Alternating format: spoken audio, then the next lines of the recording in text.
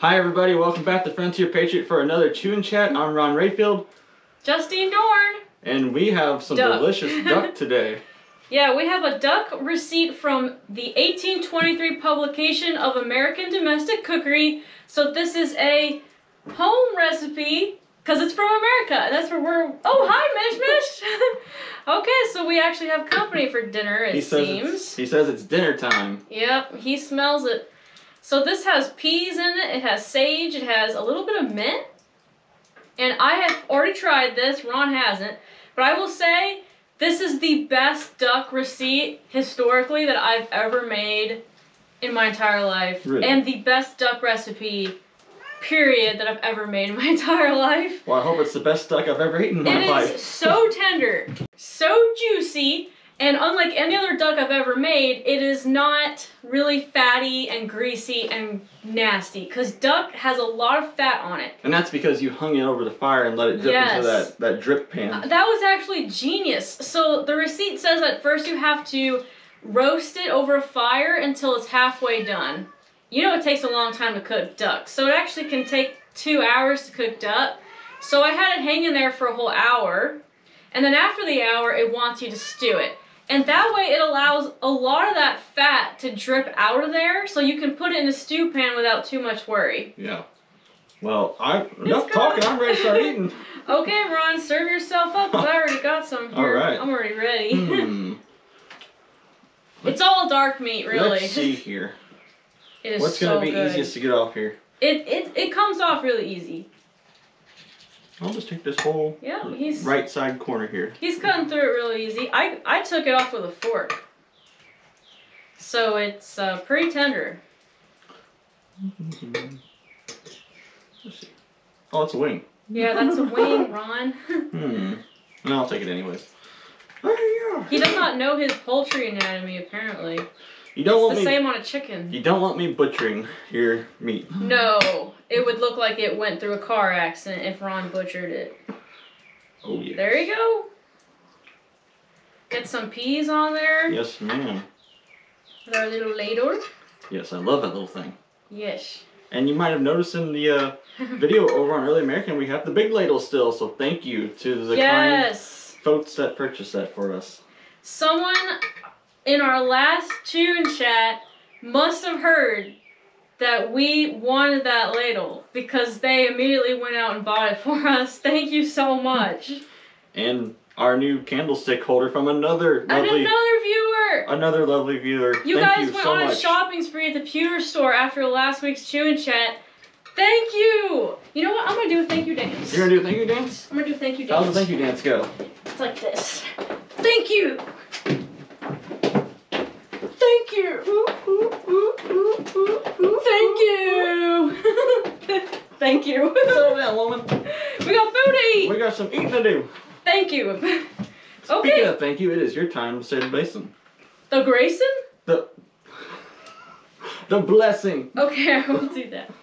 Dear Lord, thank you for the company we have today. Thank you for all the blessings we have in our life, the greatest of which is our health, but also all the friendship we have with everyone watching today. Thank you for this food. Let it nourish our bodies. Amen. Amen. And we also have bread. Yes, here you go. Here's a full piece of bread for you. It is so good in that gravy. Finally! We'll put some butter on this. The time has come. We can eat, because this is really, really good. I mean, this is actually a 10 out of 10. And this is coming from someone who doesn't like peas very much, because they have kind of a grassy, earthy taste to me. You want butter? No. Okay. But this is good. And the duck is phenomenal. The bread's good. Yeah? Try it with the gravy, silly. This isn't a bread review.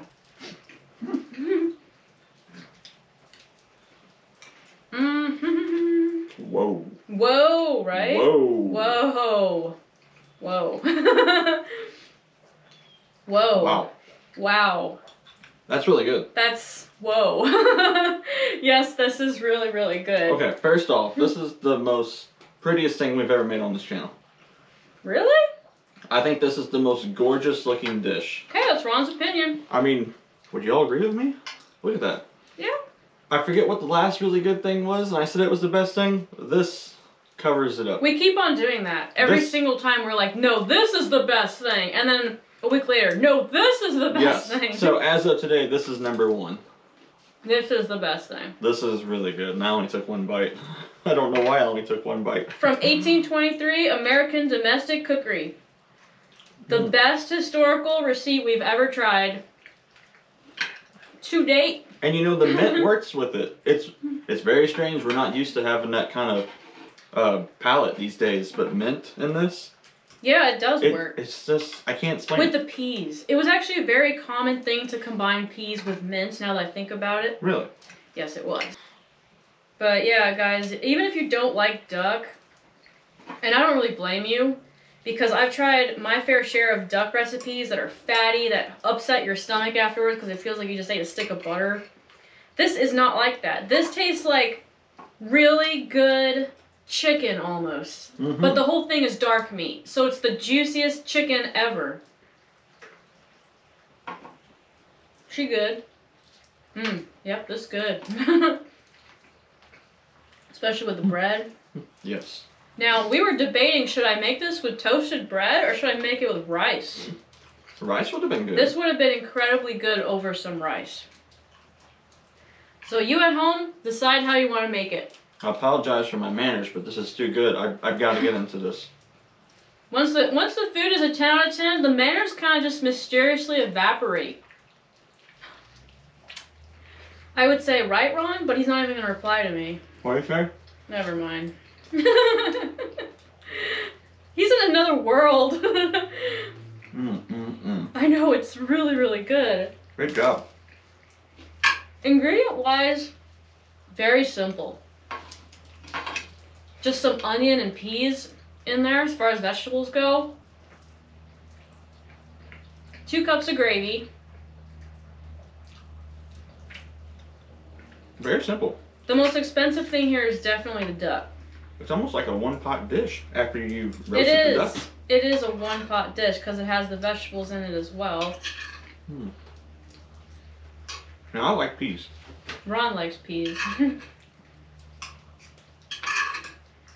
Anyone else out there so-so about peas? I love vegetables. I don't want you guys thinking I don't.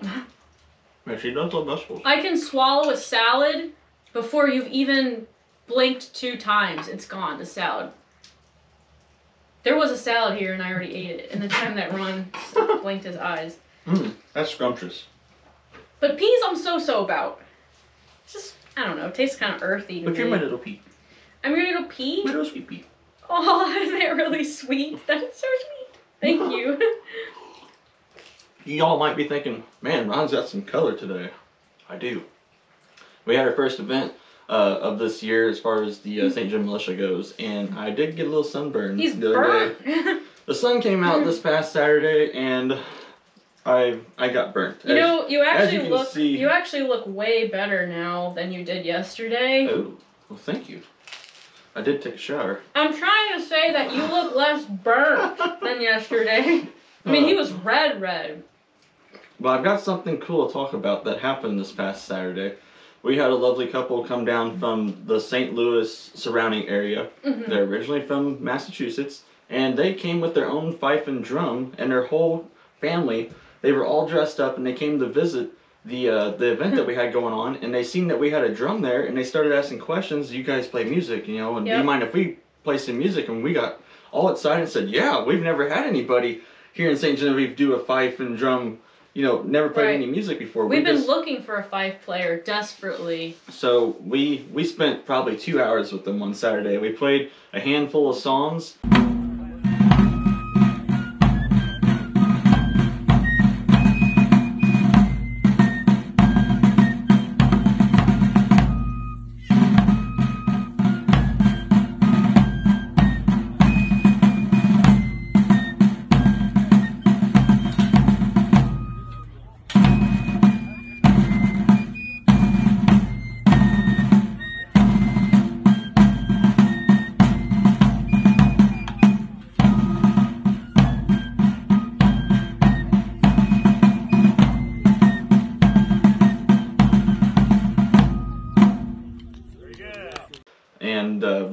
back for 4th of July here in St. Genevieve, and they're gonna march with us, and we're gonna play songs, and I'm just super pumped about it. Anything to do with patriotism or America, that's me. Our food. I'm just so excited about it already, and it's, April, and everybody's thinking, who cares? But I'm excited. Yeah. And so those people, I don't know if they're watching right now, but if you guys are, you are my life goals. Because they had 4 kids, I think, with them. Yeah, I think so. And maybe 5. Maybe 5, and all the kids were dressed in period clothes, and they were all running around playing with each other with their wooden muskets and wooden swords, and they were just having such a good time. And I remember standing there looking, admiring, and thinking, wow, what a lovely family. Really good people. Yeah, they were very nice. Yeah, so we were all gathered up having a crawfish boil. Yes. And they came on by. We did not know they were going to come on by, but we're super, super grateful. I'm going to go in for some more duck. Not more peas, but more duck. I'm going to get some duck after I eat some of this bread. Yeah, it's really good with that gravy. Well, hey, April Fool's is coming up. Is there some history behind April Fool's? Well, what I could find about April Fool's is it's been around since at least the mid-1500s. And it comes about when they changed from the Julian calendar to the Gregorian calendar in the mid-1500s. And it was to poke fun at the people who thought it was a different day than what it really was now, because the calendar changed by 11 days. So it was to poke fun at those who had not changed their ways yet. So it started in France, is where it originated. And then by the time we get to the 18th century, it goes to Britain, because they didn't change their calendars until the mid-18th century. Why? I don't know. So then shortly after it came to America, I'm assuming? Yeah, it just became a day that you could prank people and do funny stuff. Pretty much what we do today. Cool. Yeah. Random fun fact for you. My least favorite holiday. Every day of my life, people are lying to me. Every day of my life, people are playing to me. I don't need a day dedicated to it. Got 365 days out of the year for that. I know you can relate out there. Have you ever done a April Fool's to anybody? Oh, just when I was a kid. What'd you do? I told my mom that the bush outside of our house was on fire, so she started freaking out and she ran outside. April Fool's. Wow. I felt pretty bad about it. I may or may not have been peer pressured by my friends to do that. Wow. They're like, I dare you to tell your mom. Okay. The whole thing lasted maybe 30 seconds. I see. It wasn't a big deal. I've actually never really pranked anybody. Oh, really? Yeah, I'm a good boy. Yes, he is. Any of you out there, have you ever April Fooled someone into another dimension? Please let us know. Yes. Thank you. It will be interesting reading these comments. It will be. Man, look at that. Look at that color contrast between the dark gravy and the bread? The toasted bread. It's good. It's so interesting to me that all the holidays that we celebrate today actually go back hundreds of years. Right. People had fun back then, too. Yeah. Ron said, yes, because his mouth is full of food. Well, they're working harder, so they want to have fun, so when they get to have fun, they really have fun. Oh, yeah, they sure did. Like we are right now with this amazing meal. Eating is fun. I don't know about y'all, but I enjoy eating, so it's fun to me. Okay, I need some more meat. This is bone. Yeah. I will take this back corner. Come here. It's tearing apart pretty easy. It is. I think I've got some bones in there, but I'll just be careful. I will try my best to translate this recipe into modern talk. Sometimes it's hard for me to translate them because I don't cook it in a modern oven. And that's how you would go about translating it. But because we cook it in the hearth, I really have to guesstimate what the temperature I cook these things is. How do you tell the difference when it's ready? Like, you count like 3 seconds and that's pretty good. 1 second, that's too hot if you can't keep your arm near it. Okay, so how do I tell roughly guesstimating? Or is it trial and error and experience over the years? How do I tell what the temperature is that I'm cooking at? You really just know from experience, and that's all I can tell you guys. Obviously, there isn't a dial that I look at. We don't have a thermometer in here, actually. We put a thermometer in here once. That was last summer. That was to see how hot it was in here, and it was 120 degrees. We put it in here for like 10 minutes just to see, and it was 120 degrees in front of the hearth, and we said, whoa! It was hot. It was really hot. So the other times, I just tell it by feel. I mean, it might sound ridiculous, but the way that it was taught to me is you stick your hand inside of the oven, or if it's one of those big wall ovens, you stick your whole arm up in there. And with experience, you can kind of roughly tell what temperature it is. It isn't an exact science.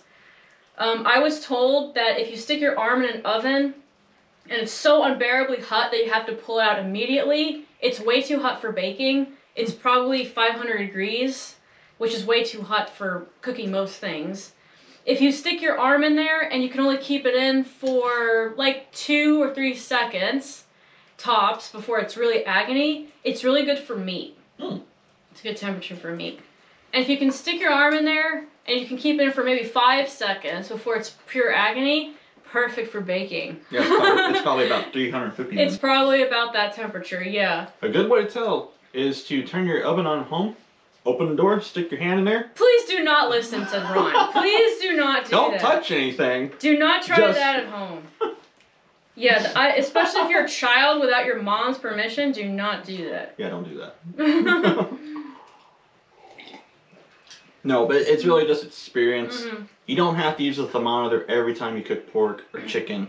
You can tell just from looking at it, kind of, and how long you know it's been in there for. I mean, if it's a little bit under or over, it's not going to kill you. Now, not yet. If it's raw, it's going to kill you. Well, it ain't going to kill you, but you're going to have the poops. Well, sometimes I'll sacrifice the appearance of a steak. If I'm cooking up like a dozen of them or something, or half a dozen, I'll cut one in half to see what it looks like inside. And you can tell from the color of it if it's perfect or if it needs more time. That's a good idea. Yeah.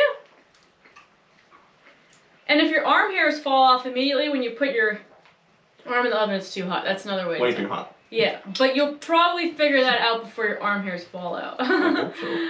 Yeah. You can also tell just from seeing how many coals are on the oven. Because if there's a lot of coals on it, obviously that's a really, really hot oven. And the more you do it, that'll help you justify how much coals to put on it. Like 1 scoop is good, or maybe it needs 2 scoops, so you always do 2 scoops to start with. And once you figure out where it works, you store that up here in your head, so next time you do it, file it away. You know, you put 2 scoops and you wait about 5 minutes, it's preheated, and then you throw your chicken in for an hour, and it comes out perfect. So I try my best to translate these recipes into modern ones. I get really worried and paranoid that they're not right, though, sometimes. I might be off by 50 degrees or even 100 degrees sometimes. But so far, I've actually never had a single person message me. Chicken. Yeah, I've actually never had someone say that. So whenever you guys recreate these historical receipts, I really encourage you to do that, and I really encourage you to let me know how it turned out, if you like it or not. I'm not expecting you to like it. It's a 200-year-old recipe. It might be really strange to you, to modern palates, but I love hearing back from you when you make them and give me your review of it. Yeah. And I've had a whole bunch of people say it's delicious, like I make it every week now. There's a bread recipe that I have that's from the mid-18th century from the area, and there's a lady that told me that this is her go-to bread recipe now, that she makes it every single week. Really? Yeah, and she's been doing that for the last year. Wow. So I love the feedback, guys. So that means that my temperature gauge might be somewhat right. Yeah, but always look at it. Doesn't hurt to look. Yeah, alter it some if you need to. So what happened this week in history, Ron? This time on What Happened in History? Lay it on me. Okay, so I've got just a few of them this week, but they're kind of long and lengthy, so I had to print this out. So, on this week in history, March 29th, 1806, the construction is authorized for the Great National Pike, better known as the Cumberland Road, which becomes the first United States federal highway. Oh, what year was that? 1806. 1806? The new Cumberland Road would replace the wagon and footpaths of the Braddock Road to travel between the Potomac and Ohio rivers. And then on May 15th, 1820, Congress authorized the extension of the road to go to St. Louis, and then eventually on to Jeff City, and so on. So it's becoming a long highway. Slowly. And in case you don't know what the Braddock Road is, the Braddock Road was a military road built in 1755. It's named after General Braddock, who was a British general during the French and Indian War. Cool. And he was killed during one of the battles. That's not cool. And that's not cool. And he was buried in the road so that the French and Indians wouldn't find him and mutilate his body. There's a monument and marker and everything there. So even though he was British, this is before the American Revolution, he was a pretty cool guy. George Washington was actually his aide-de-camp. They were good friends. Okay. So that's why it's called the Braddock Road. General Edward Braddock of the Coldstream Guards of the British regulars. I had no idea that the first U.S. highway went back that far. I didn't either. I thought it was, because I actually remember growing up that they said it was from the 1920s or something. Oh yeah, the Route 66. Hey, I just made an open-faced sandwich here. I put some duck on top of the bread. Let's see if that's good. I'm sure it is. MishMish! That's really good. Come on. There you go. Good boy. He's just meowing outside the window. What are you doing? He's a meower. He's very vocal. Yes, he's a very vocal kitty. Mm-hmm. Okay, so I have another one here that's kind of interesting. In 1842, ether was used as an anesthesia for the first time. Ether! Breathe on this, ma'am. Okay, get my pliers. I'm gonna pull this tooth out. I'm still eating this. No. What is it, buddy? Meow. Meow. Yeah, we need to talk back. Meow. Meow. Meow. Come Meow. here. Come on, want to help me read? Come here. Yeah, come here. Come on. Come here, MishMish. Good boy. All right, let's read them. Let's read this one about the ether anesthesia. Yes, MishMish, do you want to say something about the ether? Meow. Okay, so in 1842, ether was used as an anesthesia for the first time, and it was done by an American surgeon named Dr. Crawford Long. Dr. Long used ether for the first time on March 30th, 1842, to remove a tumor from the neck of a patient. James Venable was his name. I can see why he would want to be passed out for a surgery like that. Oh, yeah. He also used it for childbirth, and then dentists started using it, so you wouldn't feel the pain when they pull your teeth. And then the last one I have here is 1867, so way in the future from our time period here in 1823. Alaska is purchased from Russia for $7.2 million. That's a lot of money. Even back then, that's a lot of money. And that comes out to be about 2 cents per acre, it says here. And that was done by the United States Secretary William H. Seward, but it didn't become a state until January 3rd, 1959. So it was just a random territory that we had. Yes. Where did we buy it from? Russia. Russia, okay. Yep. Because it's really close, because you got the Bering Strait, I believe Yes. it's called. Okay, you can't take a nap here. I want to eat. Oh, he's just looking up at you. Oh, I need my other hand. Let go. Just eat around him. Let me eat. Okay, I want another piece of toast. Try it with the duck on it. Very good. Let's see here. I know we keep saying it every week, but we really want everybody to come that can come. Let me guess. Pioneer Days? Pioneer Days! Pioneer Days is on May 6th and 7th here in St. Genevieve, Missouri. Yep. It starts at 10 a.m. and it goes to 4 p.m. We got free wagon rides. We got free demonstrations from gunsmith, pewtersmith, pottery, papal marbling. Yep. There's food that is there for purchase and drinks for purchase. Parking is free. It's all free. The event is free unless you buy something. Free! Yes, people will be selling stuff. Yep. But it is free admission. Yes, it is. I wouldn't charge people money to see me. I feel like I should be paying you. Oh, man. Step right up to see the ninth wonder of the world. $5. That sounds like I'm at a freak circus now. From the Victorian era. They had circuses in our time. Oh. Yeah. Cool. Well, I know where I would have been working back then. If y'all weren't looking, I'd be devouring this. But it's gonna get messy after you guys go. Yeah, Ron's trying to be a little bit civil. I'm trying to. As soon as we go off camera, he'll take the tablecloth and go. And then just grab the whole thing.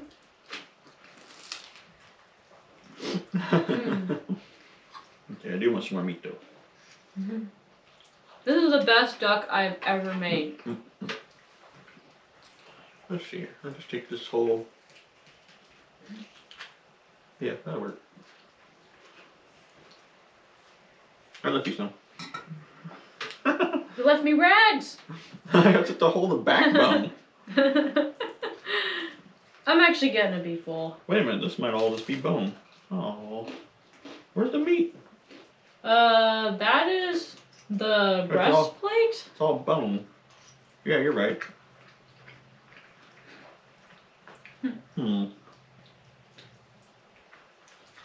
It's not easy being Ron. There's a little bit of meat.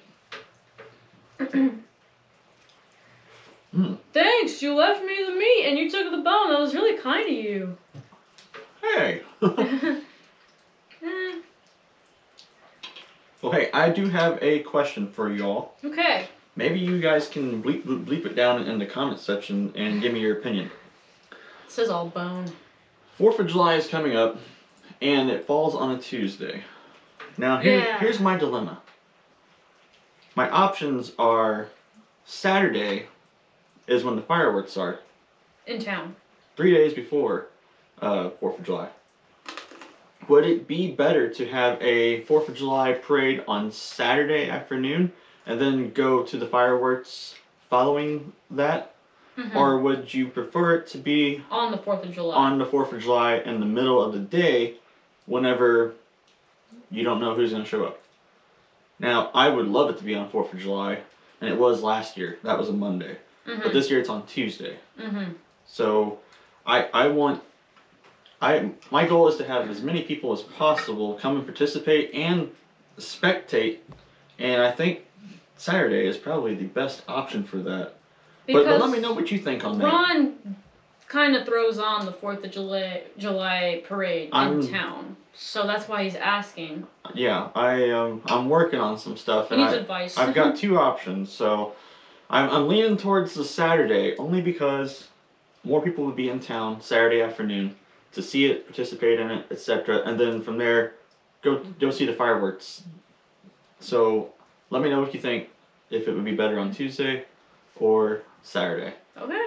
And that'll help me out. I swear, the more we get away from it, the more passionate I get, and it makes me proud. Good. I was really glad to see a lot of young people come to visit us this past weekend at the event I was talking about earlier.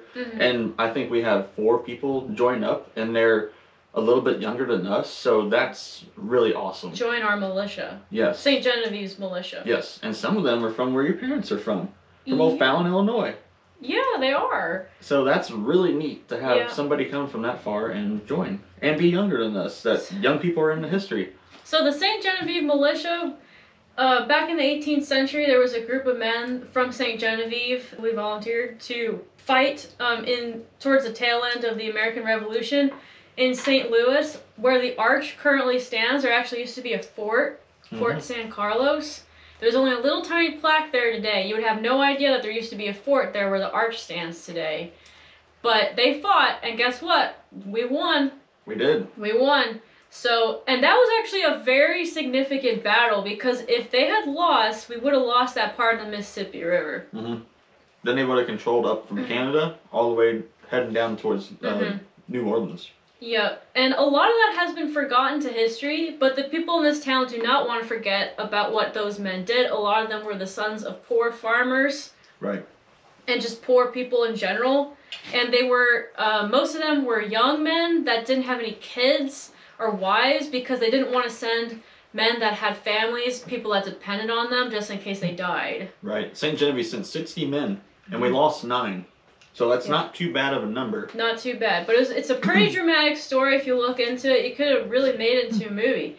But ever since then, there's been a group of people in St. Genevieve that have been trying to make sure that their memory is not forgotten. So we still have the St. Genevieve militia, where we get together, we wear period clothes, we teach people about history, we do living history at museums where we demonstrate and teach young people, kids, adults, whomever, about history in our area.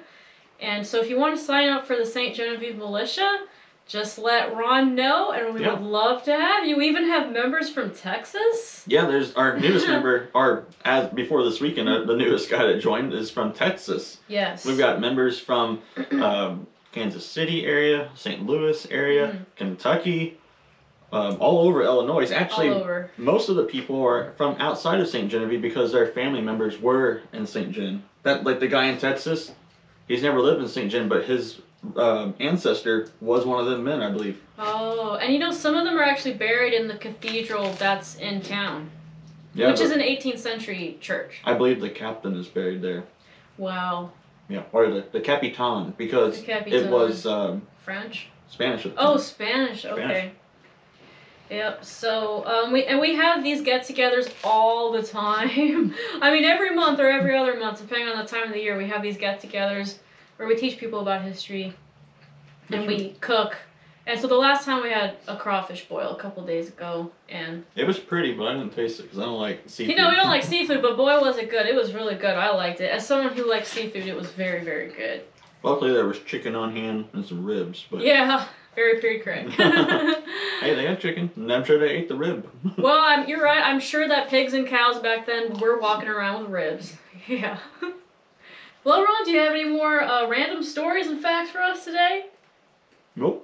Okay, well, we just have a plate of bones here, and the random stories are gone, so I think we're going to go head on out. Thank you guys so much for watching. Thank you for the lovely viewers who donated the pewter to us. We really, really appreciate it, and we're going to keep it for the rest of our lives. And Tom and Pat, they're the ones who own ASL Pewter in St. Genevieve, Missouri, where you purchase it from. They're also super appreciative of your business. They're just a small town business. Thank you for keeping the tradition of making handmade pewter items alive. We appreciate you guys so much. Take care, and we'll see you next time. Thank you. Bye-bye.